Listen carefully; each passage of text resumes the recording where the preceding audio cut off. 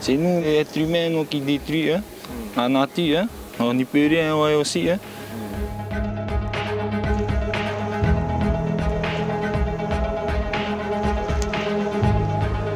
Comment ça se fait? Il y a beaucoup d'ordures dans la rivière. Quand les enfants d'en haut ils viennent là pour tout jouer dans la rivière. Ça, c'était la troisième personne qui me dit ça.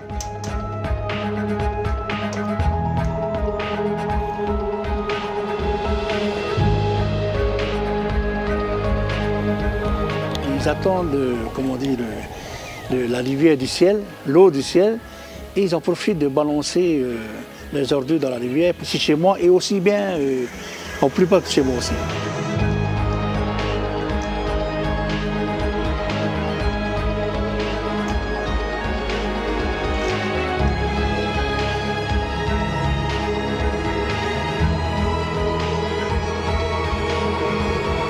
Te papai tahiti, tawini na ewe o tahe.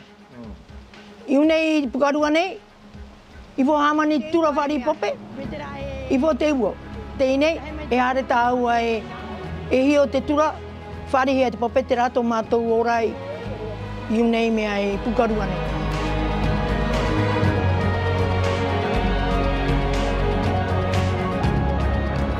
Et ça, la rivière, c'est pollué. Tout le temps, je vais pêcher à plein de trucs. À Ouri. T'as pas peur d'être malade? Comme j'ai pas assez de boulot, ça me permet de survivre.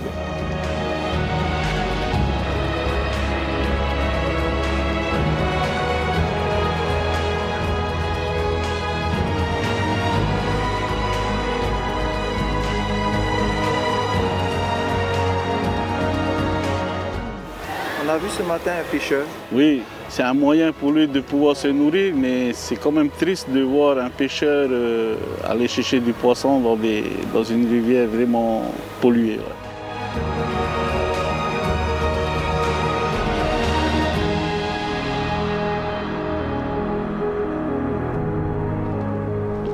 Nei te tauwahi a matou e hanu mai nei te hau. E nā inei, tēnei hoa kaawai. Nam te kaawai iuta. Hani matou he mai nei mai nei. E mai te kakano kohi, e kana nei tō matou tau kauko ika.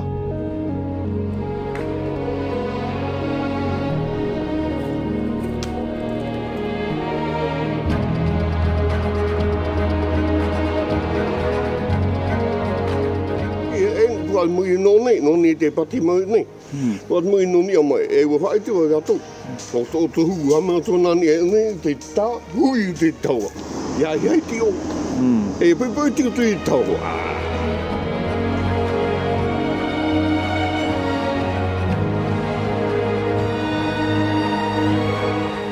Il y a quelques papiers et mamies qui viennent vous aider, ça fait du bien? Oui, tout à fait. Mais tout volontariat est la bienvenue. Parce qu'en fin de compte, s'il s'agit de notre environnement, il s'agit de l'avenir de nos enfants. Donc, quelque part, nous avons tous un devoir. Est-ce qu'il y a une solution? Ben, la solution, c'est de faire une réunion entre les parents et tous les locataires. Et même les voisinages, s'il y a le voisinage. L'essentiel, c'est surtout les gens, parce que les déchets qui sont dans la rivière, là, c'est des déchets, des ordures ménagères qui viennent des personnes qui, par facilité, jettent dans la rivière, alors qu'il y a des collectes de déchets qui sont mis en place par les communes, etc. Mais enfin voilà, l'objectif vraiment, c'est de sensibiliser les gens, leur dire que nos rivières, ce ne sont pas des dépotoirs, changer un peu la mentalité.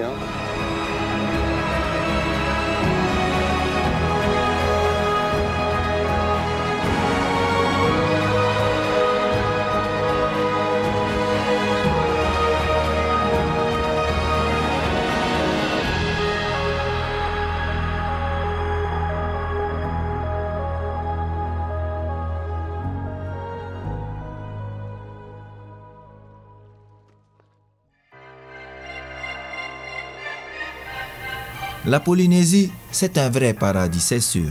Mais ne nous voilons pas la face, c'est aussi de plus en plus, en agglomération surtout, ce que nous voyons là, des déchets, des ordures ménagères plus précisément, qui s'entassent dans le lit de nos rivières et qui finissent non pas par disparaître avec le mauvais temps et les crues, mais plutôt par se poser ici et là au fond de l'océan. Cet océan nommé Te Moananui par nos ancêtres, cette étendue d'eau presque infinie qu'ils considéraient comme le plus grand temple de notre civilisation, en d'autres termes, comme le plus grand marais de notre histoire. Cela explique l'immense respect qu'ils avaient pour cet océan et pour tous les cours d'eau qui interagissent avec lui.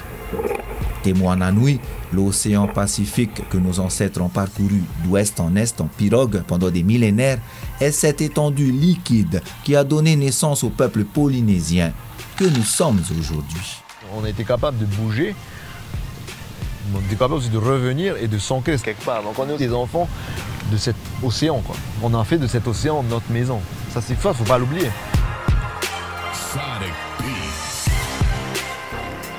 Mais à l'heure où je vous parle, force est de constater que ce monde des abysses, seuls les pêcheurs et les plongeurs le connaissent vraiment. Je vous invite ce soir à regarder par vous-même ce que nous pouvons observer au fond de la majorité des embouchures de la capitale. Des déchets souvent source de maladies pour l'homme et synonyme de mort pour un grand nombre d'espèces marines. Je dirais que le milieu marin est un milieu qu'on pourrait croire propre, parce qu'en regardant la surface, c'est toujours très joli. Maintenant, dès qu'on franchit la surface et qu'on voit ce qu'il y a dessous, on est souvent surpris de trouver des petites canettes de bière, des sacs plastiques, des petites choses qui sont rapidement cachées, puisqu'on suffit de le jeter dans l'eau pour que ça disparaisse. Et en fait, ça ne disparaît pas comme ça reste. Et pour tous ceux qui vont mettre un masque et regarder en dessous, ils peuvent avoir des surprises. Cette terrible réalité est le résultat de l'action de l'homme, le résultat de nos actions, nous Maohi, descendants directs des premiers navigateurs qui sont arrivés en pirogue double sur nos plages. Cette terre promise que nos ancêtres ont recherchée pendant 5000 années de voyage dans l'inconnu à bord de l'une des plus grandes innovations maritimes de tous les temps, le Va'a. C'est l'avant-gardiste des catamarans. Le Polynésien, il a déjà maîtrisé cette navigation à pirogue double et il a beaucoup appris et il a révolutionné. Et c'est grâce à ces pirogues qu'il était capable d'aller loin. Mais que s'est-il donc passé? Comment en sommes-nous arrivés là? Voici une des réponses que l'on m'a données au début de mon enquête. La faute à la surpopulation qui entraînerait stress et dérive. Il y a beaucoup plus d'habitants que prévu dans la majorité des lotissements bordant le lit des rivières. Il y a aussi, selon certains spécialistes, cette scission, cette coupure entre l'habitant et son lieu d'habitation. En un mot, beaucoup de ceux qui vivent le long des rivières seraient originaires d'ailleurs, de communes avoisinantes la plupart du temps. Et enfin, ce comportement qui interpelle serait également, nous dit-on, le résultat d'habitudes qui remonterait aux origines du Polynésien. Pendant plus de 1000 ans, nos ancêtres ont survécu grâce aux produits issus de leur environnement, de la terre, des champs, de la mer. Certains chercheurs pensent que ces derniers auraient pris l'habitude d'abandonner leurs déchets périssables en pleine nature, une attitude qui n'aurait pas changé avec le temps, sauf que les déchets d'aujourd'hui ne sont plus les mêmes qu'à cette époque-là.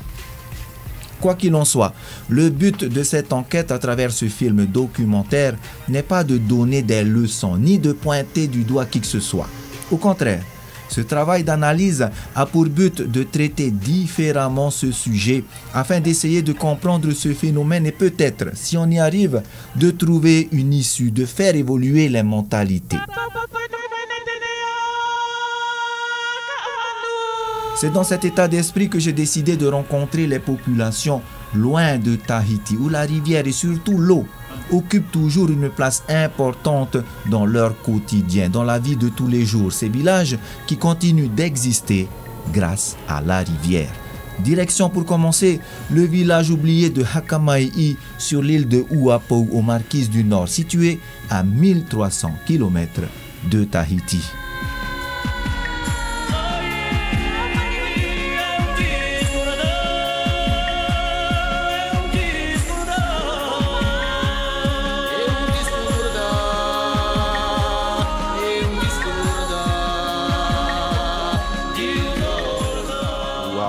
putu ia matou yo tamatou putu ia tomite na to mene teni me wa hakapau ia matou unei tamatou kau no teni koika ia ipu au hana hakamai taia hana hakatau taia kaitau kahau haku me a tene ho hakatuka hu a e maketa kamai maketa katao maketa haku ya tukatkau ia ho matou.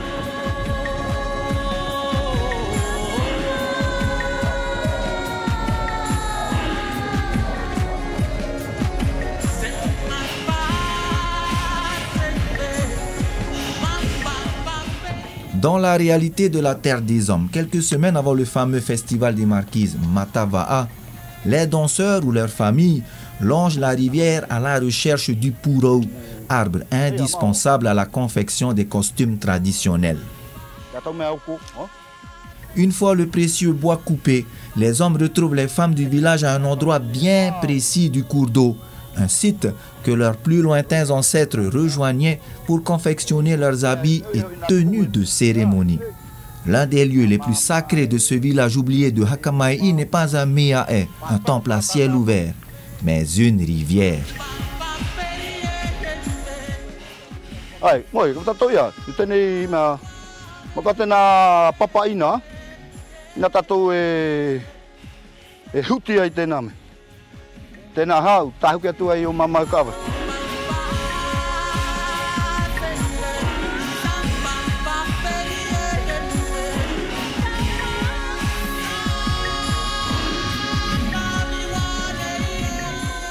Tēnei ihi,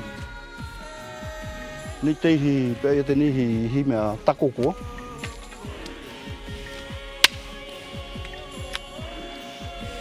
E tuiko ia ia peni.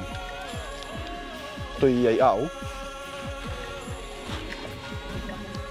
nếu mà cái upeo ai aku ka pu po men ke na pe hu hui ya hu na ke tau hi ne ku ka vai o tu ha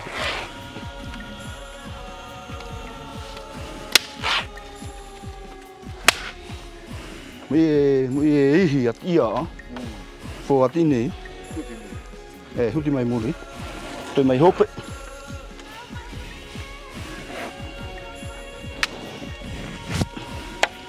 Pene e pau, taki mai tēnei kiko ia. Nei atu mea no tēnā i te a kahu.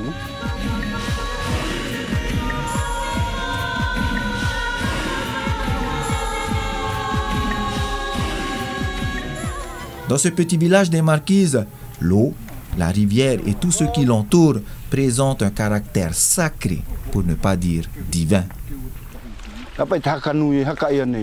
Hi o ha, e tu o kaki, hi ha. Wahua ia mātou tēnei i o tō te haenana. Wāna hoa te hana i a rataro tēnei hana i o tēnei mutu uapu nei hakawaa i a kaua i te haenana ma o tō te tautou iki. Tēnei a tautou ki a mātou he nei, pipi ua me āmau hei mea.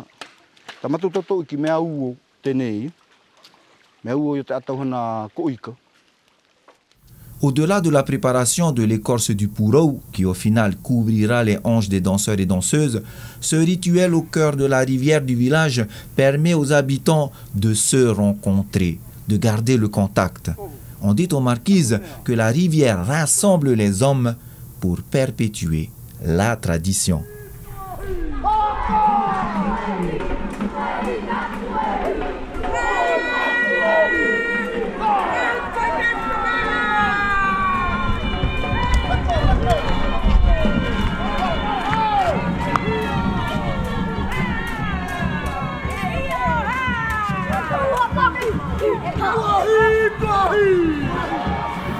Lorsque j'ai capturé ces images, les enfants de Uapau âgés entre 8 et 10 ans effectuaient leur répétition générale avant le Matava'a, le grand festival des Marquises. Cette année-là, pour la première fois, une journée leur avait été dédiée. Tout comme leurs aînés, leurs costumes ont été conçus dans le respect de la tradition, dans l'eau sacrée de leur rivière.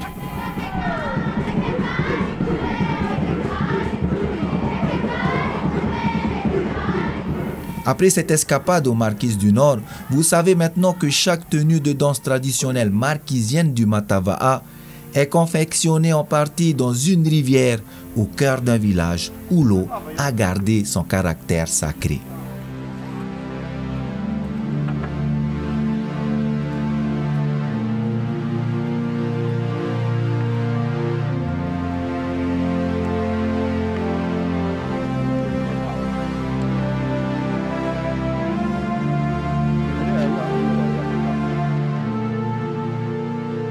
Et une fois le travail terminé, regardez ce qui se passe sous vos yeux.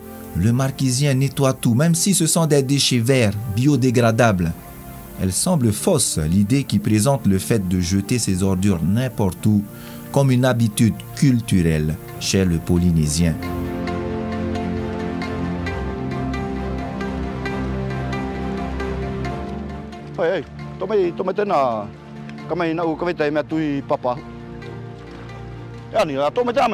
Pour argumenter davantage mon point de vue, je peux vous donner un autre exemple concret.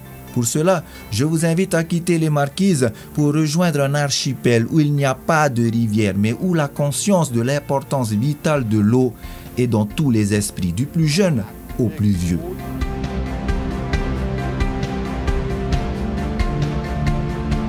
Après les montagnes des Marquises, direction l'atoll de Takaroa.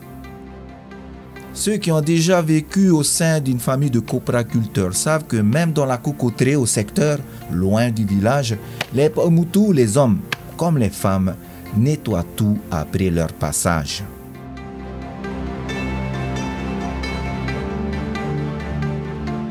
On fait du copra, on fait de la pêche. Je pense qu'en général, c'est ce qui se passe dans les îles. Hein. Étant donné qu'aujourd'hui, on a un bateau à quai, donc je pense que la plupart des garçons sont OK pour pouvoir réceptionner peut-être des affaires.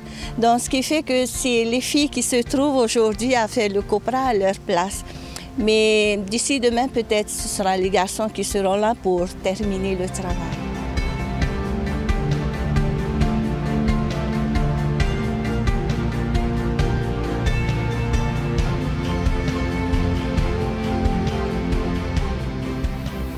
De retour dans la capitale Tahiti, retrouvons l'équipe de nettoyage des rivières sollicitée par la direction de l'environnement représentée par Tuterei sur le terrain.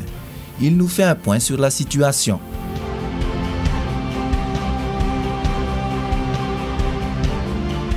Bon, l'objectif, c'est de repérer les niches de déchets dans les rivières. Donc là, sur cette fin d'année, avant la saison des pluies, donc on va attaquer, nettoyer 3 rivières. Sur l'agglomération de Papeete et aux alentours. Enfin voilà quoi. Donc là, c'est regarder un peu ces différentes poches qu'on a déjà pré-repérées au préalable. Et donc c'est y aller et voir grosso modo les quantités de déchets et voir un peu les gens autour. L'objectif aujourd'hui, c'est aussi de responsabiliser les gens. Donc certes on nettoie, mais c'est aussi donner aux gens le fait qu'ils puissent aussi respecter le cours d'eau, hein, respecter le travail qui est fait. Et voilà, c'est de sensibiliser autrement. Parce que nettoyer pour nettoyer, c'est bien, mais si ce n'est pas efficace derrière, voilà, c'est peut-être inutile de le faire.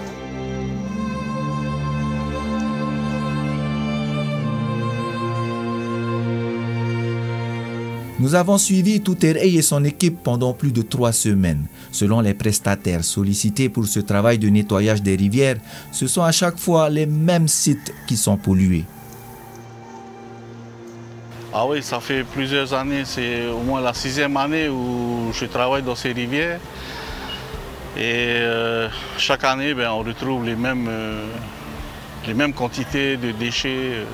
Je vois quand même depuis que j'ai commencé, il y a quand même une amélioration.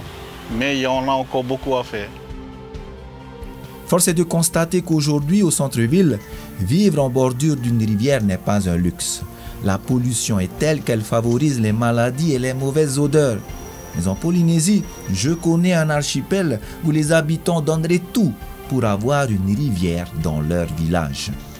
Vous l'aurez compris, je vous invite maintenant au Tuamotu, où l'eau est une denrée rare et précieuse.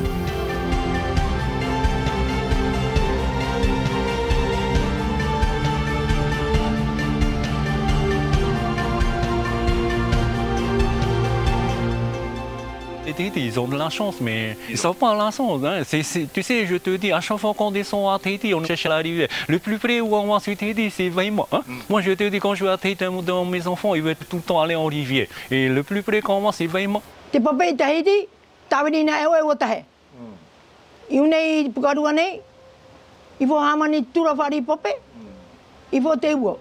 Chez nous, au Tuamotu, l'eau, c'est la vie. Il n'y a pas d'eau, on meurt. C'est vrai que nous, quand on rentre à Tahiti, on voit ceux de Tahiti avec l'eau qui continue à couler. Non, nous, ici, voilà, on est là, on se dit, chez nous, c'est précieux, l'eau, il faut fermer le robinet.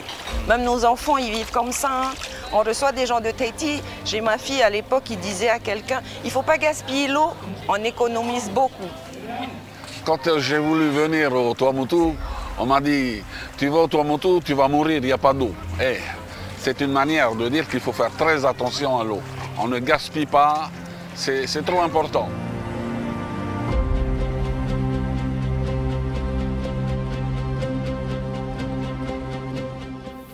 Telle est la réalité des Tuamotu, des terres au ras de l'eau, des anneaux de corail à la merci du vent et de la houle. Un lieu hostile où les habitants sont considérés depuis toujours comme des survivants. Car au Tuamotu, la seule eau potable provient soit de la pluie, soit des goélettes transportant des packs d'eau de Tahiti. Pour survivre jour après jour, puisqu'il n'y a ni rivière ni source d'eau potable, le Tuamotu stocke l'eau de pluie dans des citernes de différents types. Ça, c'est des citernes Tupuna, mais ça, c'est du ciment. Hein. Avant, le ciment, c'est la chaux, hein, c'est le poids. Hein. On a encore des endroits, il y a le poids, mais nous, on est arrivé sur le ciment. Mehamani, te tura fari pape. Yo dinae, erera te ua e meae. Era gutier. E te ua ni te punu fare, na te gutier e pahare te pape I roto. I roto te tura. Noi hamani ta tura. Tra tura na tu fredele. Tra nona tra fareo. I mua. Nana e hamani tera. Ta pape pukarua. Tera te pape pukarua. Te e mohina e nene o na hare rona e roto I pato e toe. E te maui topu? Nahi o mai o ia, maui to opu. Alors, il faut et tama ou e compresse. On a des filtres. Et voilà, tira, now. Ai te mena o e ultra popu. Era na. Me ma ho? Me ma. Tira te pape nei. E inu hi ona. Tira te ora pukaru. Voilà. Ça, c'est les anciens, hein, c'est la famille. Hein.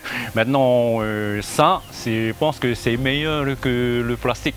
Parce que ça, l'eau, elle reste toujours froide et tu s'en vas avec le plastique. Hein. Toutes les maisons et les cabanons qu'ils appellent là-bas Karuru comptent au moins 2 citernes, toutes connectées aux gouttières de leur maison. Durant la saison des pluies, les habitants n'ont pas d'inquiétude, ils peuvent consommer leur eau sans aucune restriction.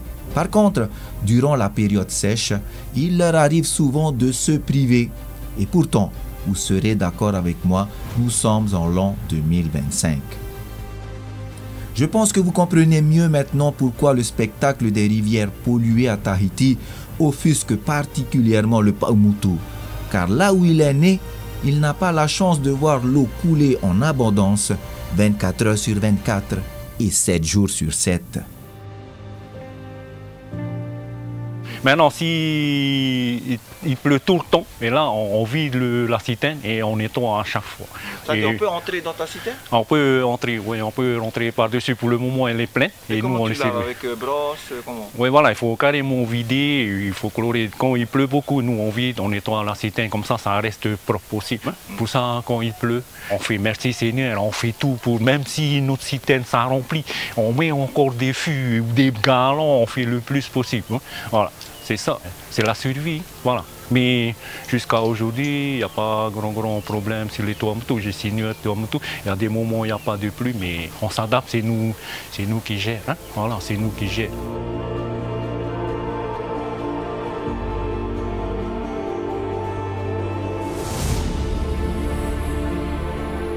Et au-delà de la consommation proprement dite de l'eau, le Paumotu est aussi sensible aux bienfaits de cet élément sur le corps et l'esprit. Et ça, je te le dis, à chaque fois qu'on va sur Tahiti, on va tout le temps au Vaima parce qu'on a besoin de ces fraîcheurs. Si tu te baignes sur la source, oui, magnifique. Magnifique, quelle chance, hein? Quelle chance. Et ça, pour nous ici, Tuamotu, c'est de l'eau.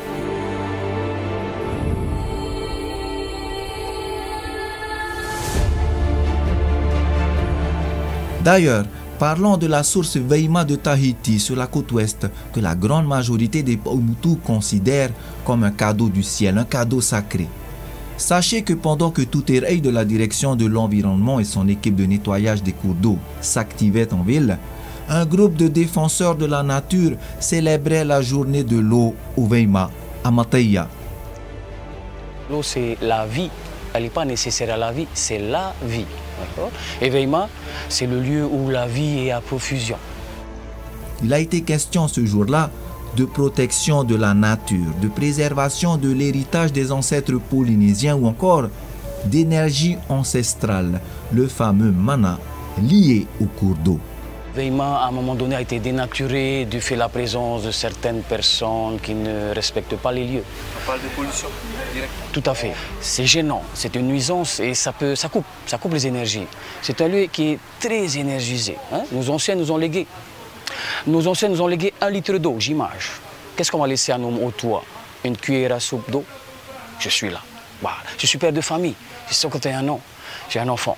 Qu'est-ce que je vais lui accorder comme leçon si on n'est pas là pour rappeler? Aujourd'hui, c'est une prise de conscience, mais il ne faut pas que ça soit que superficiel.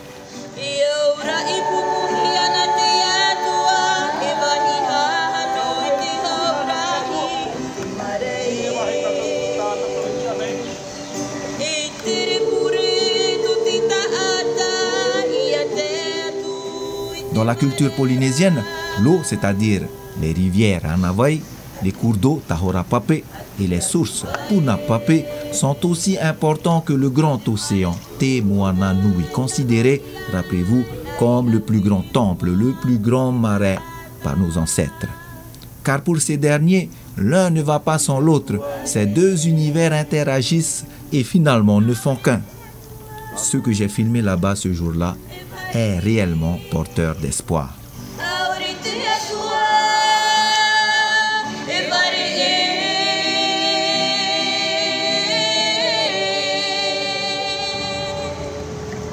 A tēne ne parau e te tapu ne tatou tēne wahai. Te inaro rala tatou ia whaatura hia tēne wahai. Ia horoa tōna moa. No te mea, te hamanone e tatou te parau ato tatou mo tupun. E wahai moa te i. Ai taua hinaro e parau o te mau. Huru ohi pāto ai rawa hia nei ni ai tēne wahai. E ere te mea ne ni. Ai tatou i hare ni ai te tapu no te tapu. Ta tatou rai nene he rawe. Nā roto te aparau rā. Ta tatou te iene mohia. Nā roto te aparau rā. E te aturi wau e nene he te e wahai. Ia riro waho me e wahai no te hau.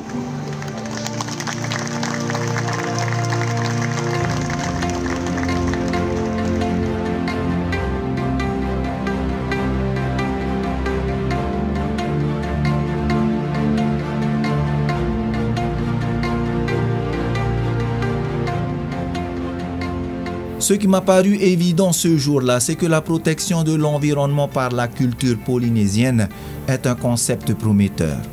Regardez l'effervescence du Vaima au moment de ce rassemblement unique.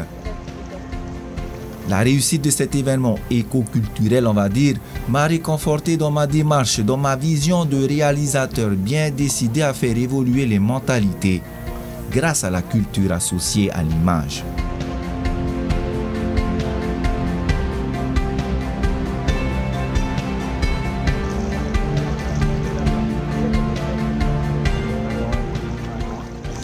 Tēnei tāua i te parau e promo, no te mea te une mātou te ene whiwhi i te wei utani. Te whiwhi o te peu? Te peu, te whiwhi o te peu, te whiwhi o te whaatura o te ene anawai. Te wei hora mai e rau huru mau o hipa e ere mea nene ia hio atu. Te ura te whanhona no trau pae. Aura tera rito ho? Traho tona whaotira e atire. Atire i te narira, atire i te hawi i tua tatu e natura. Ati e te heiti. Nene e tupu te hoa e tauira i roto hoa ia. Naruto hoa e te aparaura. Naruto te whaitutora e te parau aforo, te parau tia e te parau atoa, te parau no te ne wahai moa. E mana nea wō e nene. E nene te ne mo huira tira atoa e pime, e apime i tēne whanora i o puhia i te veutane. Trati aturira. Trati aturira.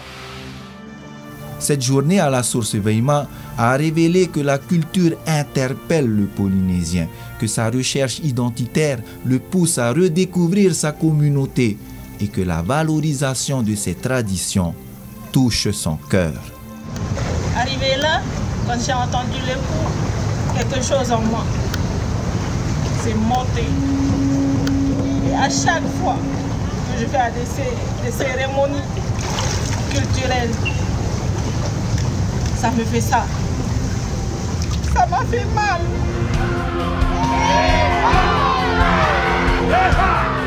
Donc les jeunes, hein, tous ceux qui habitent dans les autres communes et tout, si vous entendez ce message, donc vous venez à Veima, s'il vous plaît, ramassez vos peu.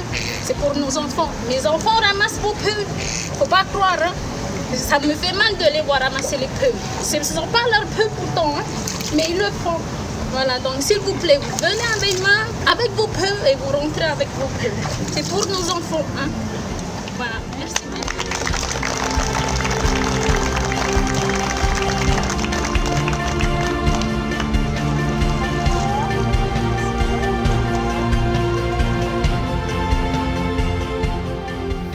Cette nouvelle façon d'approcher la question de l'environnement vient en soutien à toute la stratégie déjà mise en place par la direction de l'environnement depuis une vingtaine d'années. Retrouvons d'ailleurs le groupe de nettoyage des rivières de Touterei de la direction de l'environnement. En plus du ramassage des déchets, il est demandé à l'équipe de sensibiliser tant que possible le public qui vit à même la rivière. Pour cette mission, déjà nous allons commencer par nettoyer les rivières. Et c'est possible que ça serve pour sensibiliser la population, parce qu'en fait, à l'école, on les sensibilise. Mais si les adultes ne suivent pas, les enfants vont suivre les adultes. Donc quelque part, il va falloir sensibiliser les adultes. Et si par le biais de ces images, on peut aider notre population, nous allons gagner, nous allons sauver notre environnement.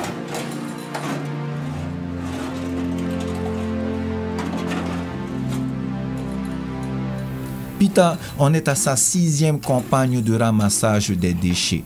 Autant vous dire qu'il connaît son sujet comme personne. Certains habitants ont même pris l'habitude de venir lui porter main forte. Et c'est d'ailleurs grâce à lui que j'ai pu approcher et interviewer à visage découvert certains habitants. Ce qu'ils m'ont confié m'a tout de même surpris.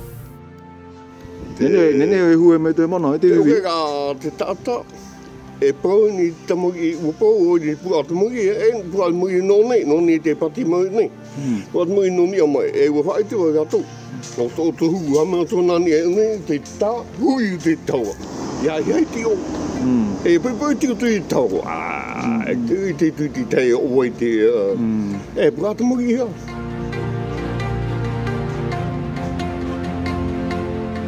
Comment ça se fait? Il y a beaucoup d'ordures dans la rivière. Quand les enfants dans eau, ils viennent là pour tout fouiller dans la rivière. Ça, c'était la 3e personne qui me dit ça. C'est vrai alors? Ah, moi, souvent, je garde mes enfants, même si je ne viens pas sur la route. Moi, j'habite juste là, à l'étage. Ça veut dire que les adultes amènent ici et ce sont les enfants qui lancent dans la rivière? Ah, et tu l'as vu de tes yeux? Moi, je vois les enfants, ils ne sont pas tout seuls. Hein. Ils sont à peu près 5. Mais les parents ne disent rien. Et toi, tu ne les as pas grondés un tout petit peu? Ah, moi, je les gronde même si j'habite juste à l'appartement. Mais ils continuent? Mais ils continuent toujours. Hein. Hier, ça va. Ça a commencé hier. Il suffit qu'un va aller là, ça y est, tout le monde va aller là-bas. Ce qu'il s'agit des déchets verts, c'est un peu normal. Mais ce qui est flagrant là aujourd'hui, c'est qu'il y a plus de déchets électroménagers que de déchets verts dans nos rivières.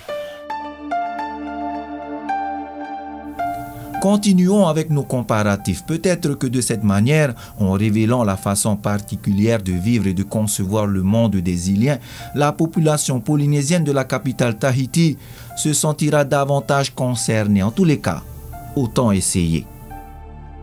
Toujours au Tuamotu, est-ce que vous saviez que quand la sécheresse sévit, les communes commandent de l'eau à Tahiti pour éviter la catastrophe?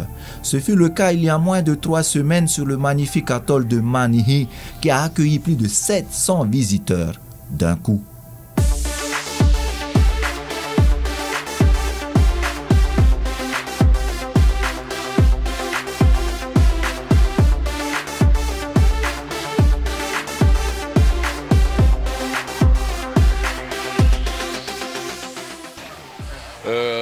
Vu l'événement qu'il y a aujourd'hui, le Teaito, on a été prudent et on a profité de la venue du bateau Tahiti Nui pour commander aussi 50 000 litres d'eau. Commander l'eau, voilà. Explique-nous alors, parce qu'on n'a pas l'habitude à Tahiti, l'eau c'est dans le robinet. Ici, au Tuamotu, on commande l'eau à Tahiti. Oui. Et ça c'est obligé, c'est quand vraiment vous en avez besoin. C'est quand vraiment il ne pleut pas. C'est ça. Voilà. En ce moment, il n'a pas beaucoup plu. Hein. Pourtant, nous sommes toujours dans la période, on va dire la période chaude, hein, où il y a évaporation de l'océan, du lagon. Normalement, il doit y avoir de la pluie. Et il n'y a pas. Donc, pour plus de sécurité, j'ai pris la décision de faire venir 50 000 litres d'eau par le Tahiti Nui. J'ai profité du bateau en même temps. Hein. La dernière fois, le bateau venait des Marquises, quand il y a eu la visite du président Macron chez nous, hein, de la République. Et donc j'ai profité de faire venir aussi 50 000 litres des Marquises. Où on stocke cette eau? Sur le bateau et chez vous? Comment ça se passe la connexion? Alors dans le bateau, je pense que le stockage se fait dans les ballasts du bateau. Et chez nous, nous avons des grandes citernes là. La commune. De la commune qui puisse recevoir cette quantité d'eau là. Hein. Et après ça? Et après on distribue, c'est-à-dire que chacun vient à la régie.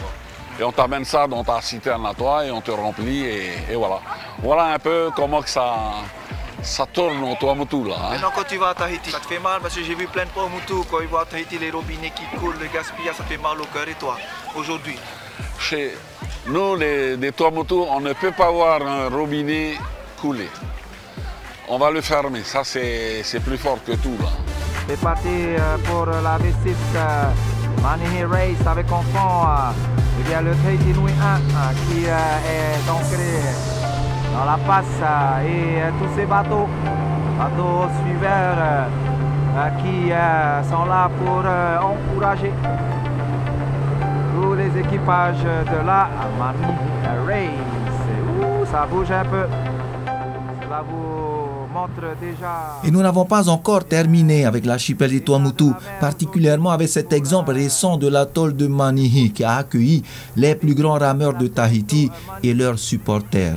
Je le rappelle, 700 voyageurs au total.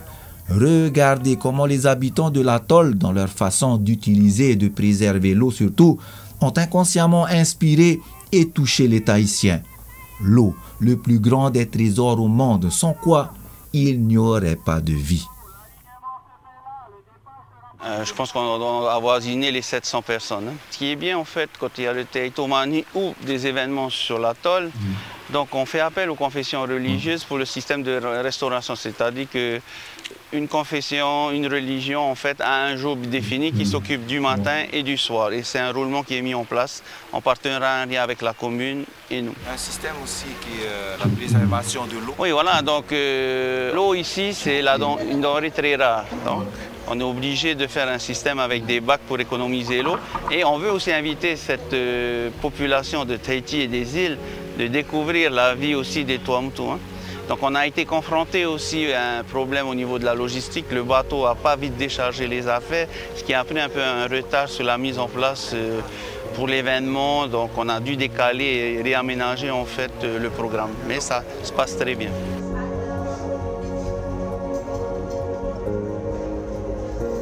Il y a des bacs qui sont remplis, donc ils remplissent dans un petit bol et puis chacun essaie de rincer sa vaisselle. Donc voilà, c'est bien ça. Donc avec 50 litres d'eau, On lave 300 couverts, c'est ça? Exactement. Tu peux me confirmer ça? Oui, c'est bien ça. Avec 50 litres d'eau, on peut laver facilement à 300 à 350 couverts. Donc, ça, ceux de Tahiti ne connaissent pas vraiment. Oui, tout à fait. Donc c'est une habitude. Même quand on reçoit des personnes, on leur dit quand ils se douchent, d'ouvrir le robinet, quand ils se savonnent, on ferme. Et après, en fait, on réouvre juste pour se rincer. Donc vraiment d'économiser au maximum l'eau. Les responsables ont des directives et ils font relayer en fait après les informations. Et après, les gens, ils appliquent. Hein, et ça roule très, très, très bien.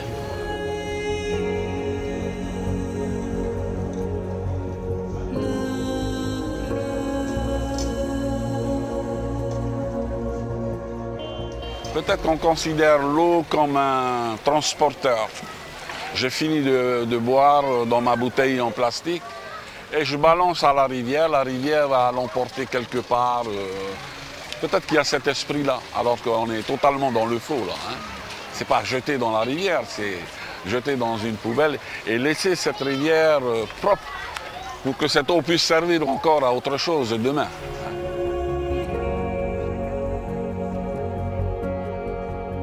Parfois à la télé, on voit des images où il y a des enfants qui meurent de soif, il n'y a pas d'eau.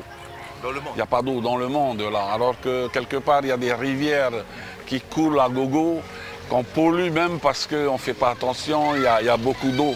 Non, non, non, je pense qu'il faut que chacun puisse être conscient que l'eau, c'est la vie.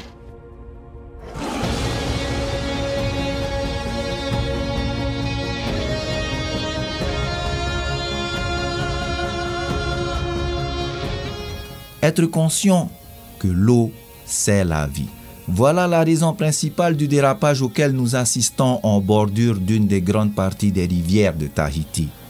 Dans la capitale et les communes aux alentours, il semble que dans l'esprit de nos populations, l'eau soit considérée comme un bien inépuisable, éternel même, ce qui par conséquent fait de cet élément indispensable à la survie de l'espèce humaine un bien presque insignifiant. Je pense qu'au milieu du monde moderne qui tourne à 100 à l'heure, nous avons tous oublié, moi y compris, que l'eau, c'est la vie.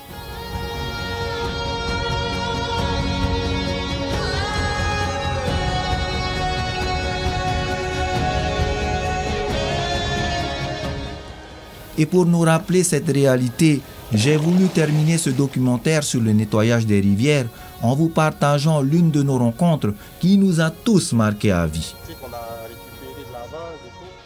Ce matin, on a vu un pêcheur, ça fait mal aussi au cœur. On a tendance à dire, ok, les rivières, c'est des carnivores, mais il y a toujours des personnes qui sont là, qui vivent de ça, et qui, dans l'eau de la rivière, en fait, est une source aussi de vie.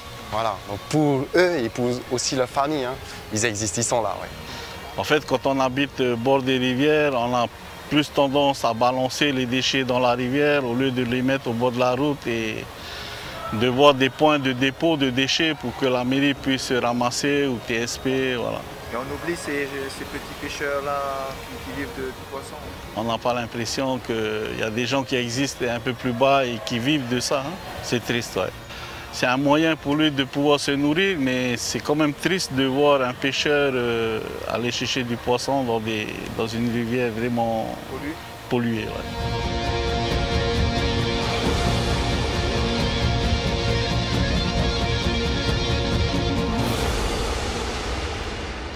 Ce soir, je vous invite à faire la connaissance d'un des nombreux pêcheurs de Tahiti pour qui la rivière, c'est réellement la vie. Le seul pêcheur qui a voulu parler à ma caméra en espérant que cela pourra faire évoluer les mentalités. Ce jeune homme de 24 ans habite et pêche à l'embouchure de l'une des rivières en amont de laquelle l'équipe de l'environnement de Tuterei a ramassé plusieurs tonnes d'ordures ménagères. Même si ce dernier s'est exprimé à visage découvert, j'ai décidé après réflexion de protéger son anonymat pour différentes raisons. Ce que vous allez entendre ce soir va sans aucun doute vous toucher au cœur. C'est plus comme avant. Avant. Quand on venait, ça mort. Ça a fait mes parents quand ils venaient. Tes parents faisaient déjà cette pêche? Voilà, déjà avant. Après, sauf que la rivière, c'était pas comme ça. Ouais, Avant, c'est tout, partout, il y a de l'eau. Hein. Maintenant, on a tout payé. On a rempli les endroits. Ce jeune homme pêche en réalité le crabe vert, le papa, une pratique plutôt répandue aux îles sous le vent. Il m'explique qu'il utilise les poissons tilapia de l'embouchure près de chez lui comme appât. Une technique pour attraper le papa transmise directement par ses parents dès son plus jeune âge à l'endroit même où nous l'avons filmé. Mais aujourd'hui, à part la méthode de pêche qui n'a pas réellement changé, rien n'est plus pareil à cette embouchure et ses alentours.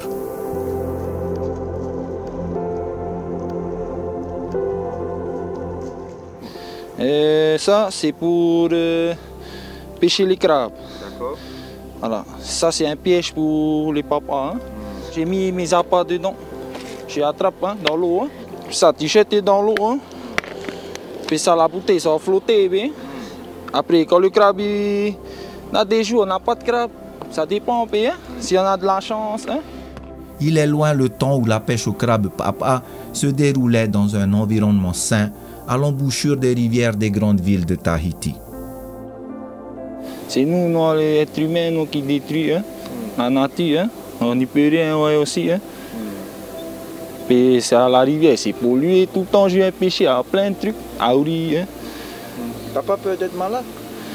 C'est pas aussi. Hein. Manger quoi? Ça, hein. Comme j'ai pas aussi de boulot, hein.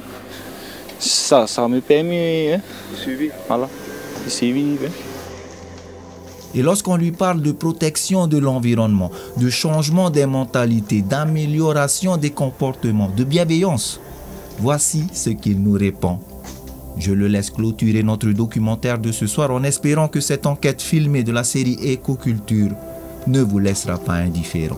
Maruru, pareil, Yorana, mes mamas. Tu crois que l'homme peut changer, qu'on peut éviter ça, qu'on peut revenir un peu en arrière comme à l'époque de tes parents? Tu penses que c'est faisable? Je peux pas. Moi, on peut pas. Tant que je suis toujours jeune, j'ai que 24 ans. Hein. Moi, je pense qu'on peut pas. Hein. Aussi, c'est trop tard. Hein. C'est la vie au pays qu'on vit tous les jours. Hein. On a juste travaillé pour manger, c'est tout. Le reste, on dirait on n'entend plus, mais on ne fait plus attention. Hein. Tu n'as pas un message à passer à ceux qui te regardent, ceux qui vivent à côté des rivières, qui jettent un petit peu le peu, comme on dit, dans la rivière? Est-ce que tu aurais un message à passer? Les frères, faut arrêter de détruire notre nature. Hein. Tout le monde, hein, pour tout le monde. Hein. Même moi, pour mes enfants plus tard. C'est notre vie au pays, ça. Hein. Manger au pays.